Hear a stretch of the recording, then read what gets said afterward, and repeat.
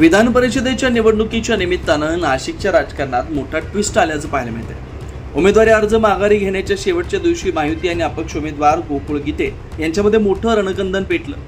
अपक्ष उमेदवार गोकुळ गीते यांच्या माघारीसाठी भाजपचे संकटमोचक गिरीश महाजन, स्थानिक पदाधिकारी निलेश बोरा आणि नाना गामणे यांनी प्रयत्न करूनही गोकुळ गीते यांनी आपली उमेदवारी कायम ठेवली।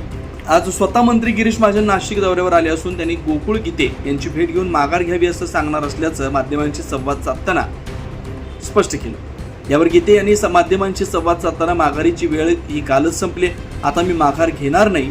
तसेच दराडे हे निष्क्रिय आमदार आहेत। कुणाल दराडे यांनी माझ्या बापाचा उद्धार केला, मी मंत्री गिरीश महाजन यांना भेटेल पण माघार घेणार नाही असं सांगितलं।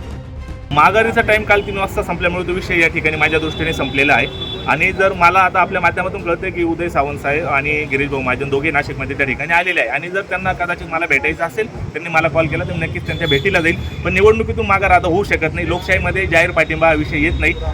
जो काही याचा निवडणुकीचा जो काही नियम अटी असतात त्याच्यामध्ये काल 3 वाजेनंतर माघारीचा कुठलाही विषय राहिलेला नाही।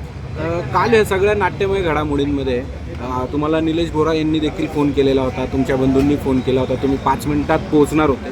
नेमकी मध्ये असं काय घडलं की तुम्ही माघारी घेऊ शकता? नाही, काल त्या ठिकाणी मला गिरीश भाऊ महाजनांचा सकाळी फोन झालेला, आमची सविस्तर चर्चा पण झाली होती आणि आमची भूमिका गणेश भाऊंची माझी स्पष्ट झाली होती की आपण या निवडणुकीतून माघार द्यायची। पण आमदार पुत्रांनी जो आमच्या बापाचा उद्धार केला त्याच्यामुळे माझा त्या ठिकाणी जो निर्णय होता तो मी बदलवला।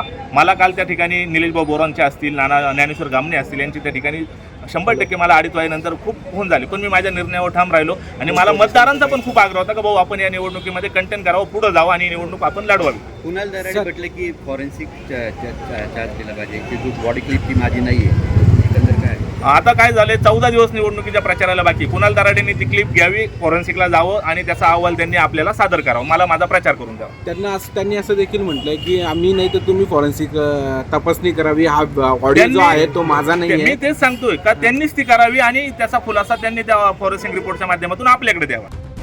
त्यामुळे आता अपक्ष उमेदवार गोकुळ गीते हे निवडणूक लढवण्यावर अद्याप ठाम असून त्यांनी जवळपास 350 मतदारांना माझ्याकडे वळवणार आणि निवडून येणार अशी भूमिका घेतली।